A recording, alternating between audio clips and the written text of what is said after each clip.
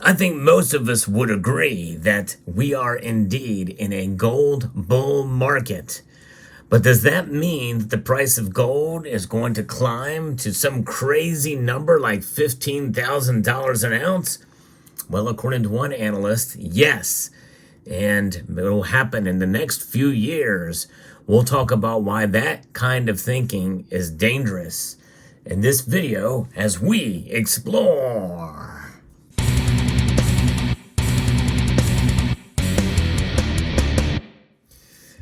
As we see gold's price flirt with all-time highs in nominal dollars, it's not really that far-fetched to think that it could reach an all-time high in real dollars.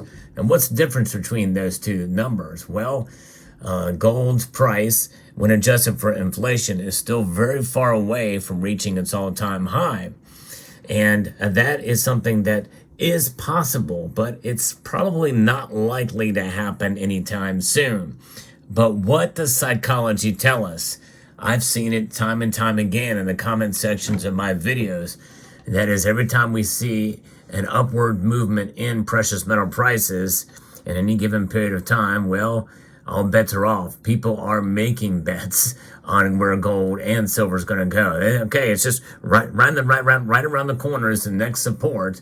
Right around the corner is it's going to get up to $30 an ounce for silver, or gold is going to go to $2,200. And actually, it did get to $2,100 in a strange anomaly on a Sunday night. We covered it live on this channel.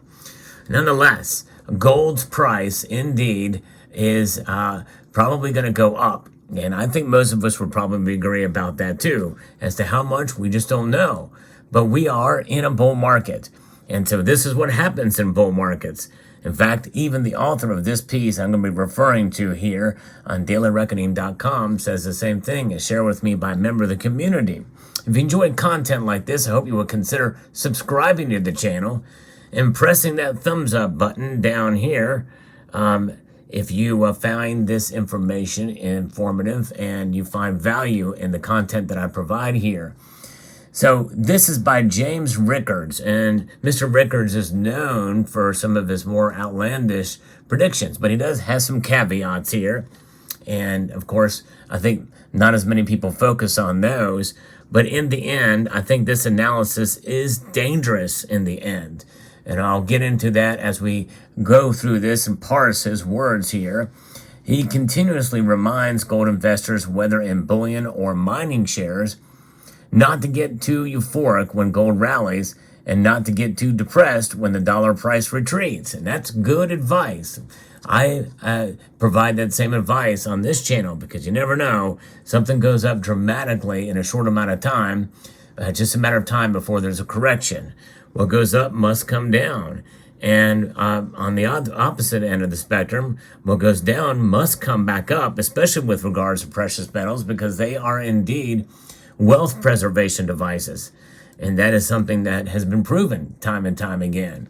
And this is why we like to focus on the long road ahead, because that's what it's about when you're accumulating precious metals. You're looking to the future.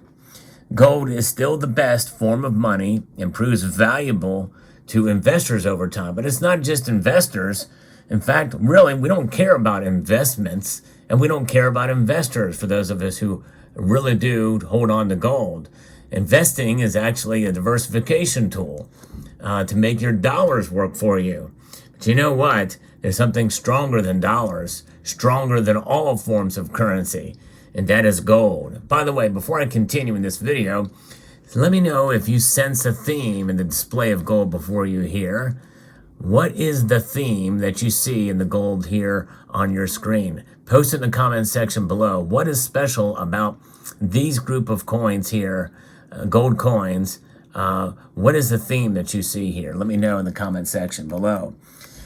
So he goes on to say, Mr. Rickards, that this is true whether inflation or deflation prevails.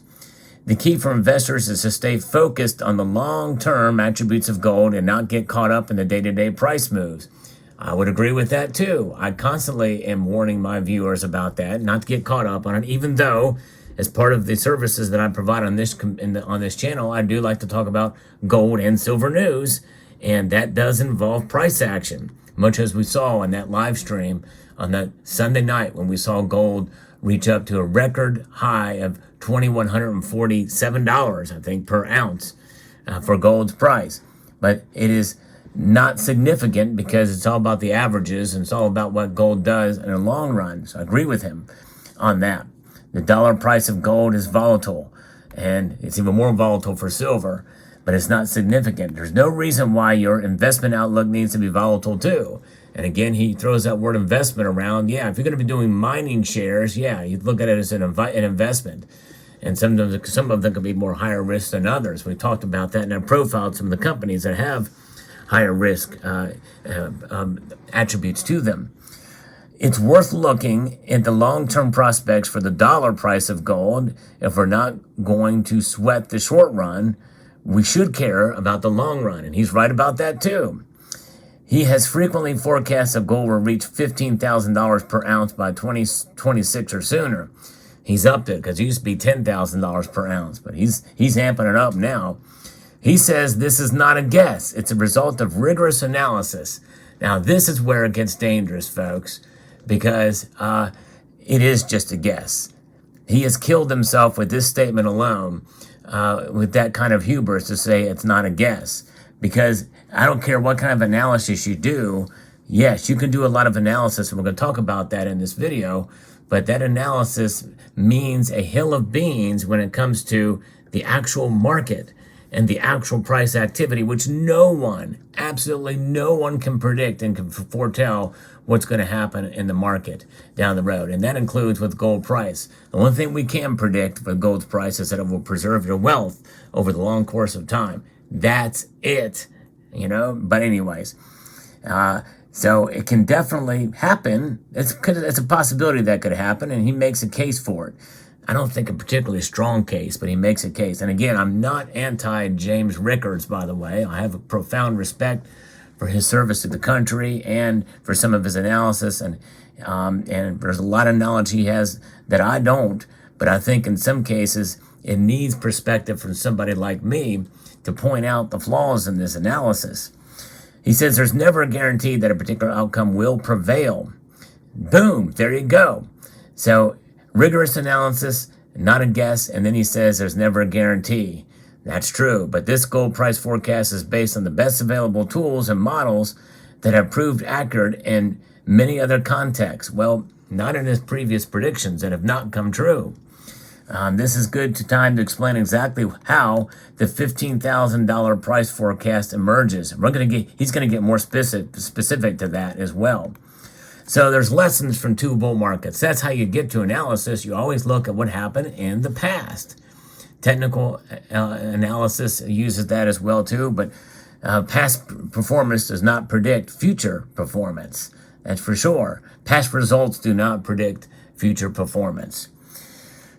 For a technical model, we turn to two prior bull markets in gold and compare those to the performance of the current bull market. The first bull market in gold ran from August 1971 to January of 1980.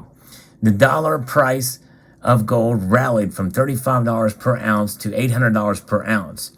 That's a 2,200% price gain in 9.4 years. That's pretty impressive indeed. The second bull market in gold ran from August 1999 to August of 2011. I remember buying gold at the low, by the way, of August of 1999. The dollar price of gold rallied from $250 an ounce to $1,900 per ounce. That's a 670% gain in 12 years. I bought gold in 1999. The whole of the government of England sold a bunch of gold in 1999. Crazy how that works. Anyways, of course, this period after 1980 was a long bear market that lasted 19 years and saw the dollar price of gold drop 68%. So, yeah, that was a pretty big drop, but not as much as the gains that we've seen. And I think that is worthy of discussion too. But nonetheless, the period from August 2011 to December 2015 was a bear market lasting 4.3 years. and the dollar price of gold dropped to 45%. It's simply the case that we're in a new gold market now, gold bull market now, so prior bull market behavior is the right reference frame for predictive analysis. Well, yes and no. We'll get into that moment. And I think he makes a wise, he not really is not making this point, but I'll make it, is that the bull markets far outweigh the bear markets. And when you couple those together, you get a very good case for gold preserving your wealth. In fact, it has performed better than many stocks out there. Anyway, so this is another question as to why he begins his bull bear market analysis is 1971. Well, because it was gold's price was fixed because we're on at least in part, a gold standard. And so gold was treated literally as money. It was $35 an ounce, and there was nothing to compare it to. In a world in which gold is money's or gold's value is fixed by law, there really is no bull or bear markets, and even though there can be inflation and deflation during that time. So the third bull market began on December the 16th, 2015, when gold hitting a bottom of $1,050 per ounce at the end of the prior bear market. Since then, gold has rallied to about $2,000 per ounce. As of today, it's a 90% gain. So if we take a simple average of the price gains and durations of the first two prior bull markets in gold, we arrive at a 1,435% gain over a period of 10.7 years.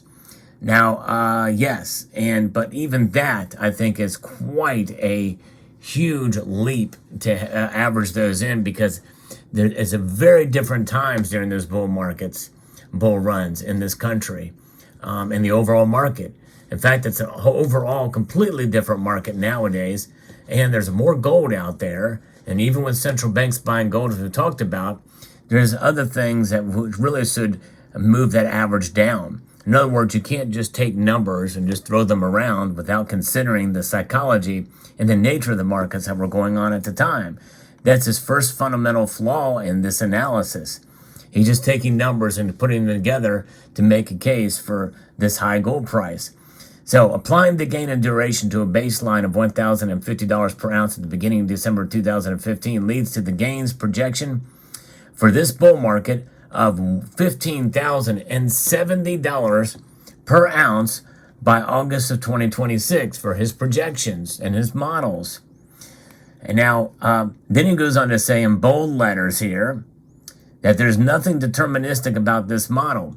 But then he said it's not a guess. He says that he has this gains to back it up. He's got this research to back it up, exhaustive analysis. But then he says there's nothing deterministic about this model. In fact, there's nothing deterministic about any model, folks. This is how the climate alarmists gather their data about when the Earth is going to end because of climate change. Of course, the climate is always changing. Climate change has been with us since the dawn of time. It's like the saying, well, hey, there's been 6 ice ages and we're coming out of another ice age. So of course there's going to be warming because we're still coming out of the last ice age, which I think reached its peak in the winter of 1776 or 1777. Nonetheless, or that's when the last big bull run of an ice age occurred then. So you can take models and I'll do all this predictive analysis about it and make it say whatever you want, because garbage in, garbage out. And so actual gains could run. So he's saying there's nothing deterministic about this model, but he's erring on the side that an actual run could be ahead of this projection, both in time and amount. In other words, we could see $16,000 in December of 2025, for instance. The bull market could end at any time for a wide variety of reasons. But there you go. He covers his base there. So a wide variety of reasons, which basically throws the entire model out the window. But yet he goes on. The prior bull market gains could be annualized to produce a slightly lower average gain per year. Still, the bull market assumptions are moderate, since we've taken a simple average and not stretched it to the higher gain and the shorter duration of the two. Well, that's pretty nice of him. He's taken the average of it. Still, again, not keeping into account all the things I talked about before. Using the history of the gold market bulls as a guide, a dollar price of gold at $15,000 per ounce in the next 3 years is not a stretch. Well, I am here to tell you it is not only a stretch, but it is far-fetched by every measure except for his, based off of pure numbers in a model. So when he talks about the road to $15,000, he's using some math here to talk about this thing. Assume a baseline of $2,000 per ounce, where gold is today. A move from $2,000 an ounce to $3,000 per ounce is a heavy lift. There's a 50% increase. Could easily take a year or more. Beyond that, a further increase from $3,000 to $4,000 per ounce is a 33% increase. Another large rally. A further gain from $4,000 to $5,000 per ounce is a further gain of 25%. So yes, you could do that. You can compound it and the like, but nonetheless, he makes it to where we can digest this and why it would seem more applicable and believable. The higher you go, another $1,000 is going to be less important than it is now. And I certainly understand that and can see how that can be the case. But nonetheless, I think there's just a lot more things and a lot more aspects, especially when you consider that with every bull market, there are some bears that creep in from time and time to claw away the steady increase. And so there's always pullbacks. And that's one thing we have to keep in mind here. And so this thing ends with the true motivation for this article and piece. The lesson for investors is to buy gold now. Do it. Buy gold now. I recommend checking out my partners at Hard Assets Alliance, never heard of them before, for all your gold buying needs. It's a great and easy online experience. There you have it. There's the motivation. And the thing is I have no problem with a partner or a bullion dealer that is tied or to somebody's getting, worked with the bullion dealer. No problem with that. But I think it's best to, if you're going to tell others about gold and silver, I think you should be more realistic about your predictions, because in the end, it does not matter if somebody is tied to a bullion or paid by a bullion dealer or in the pocket of a bullion dealer. Because if you're fair-minded about it, gold and silver sell themselves. Use the selling points that gold and silver have just by their very existence to make your point. Not some wackadoo model that you may have done a lot of math, a lot of computer technology utilized, and a lot of algorithms, machine learning, everything like that. A lot of work put into it. It's still just a model. I whisper just like Joe Biden when I say that too. But in the end, gold will prove itself in time. It doesn't need to be $15,000 an ounce to prove itself. It doesn't need to be $3,000 an ounce to prove itself. It doesn't even need to be $2,000 an ounce to prove itself. Gold is what it is and will always be what it has been for thousands upon thousands of years. And so that is what gold is about, a wealth preservation device. Let me know what your thoughts are in the comment section down below. Did you figure it out? What is the common theme with these coins here, these gold coins? I'd like to extend a multitude of gratitude to all of you for taking this time to watch and to encourage you to please rate, share, comment, and subscribe.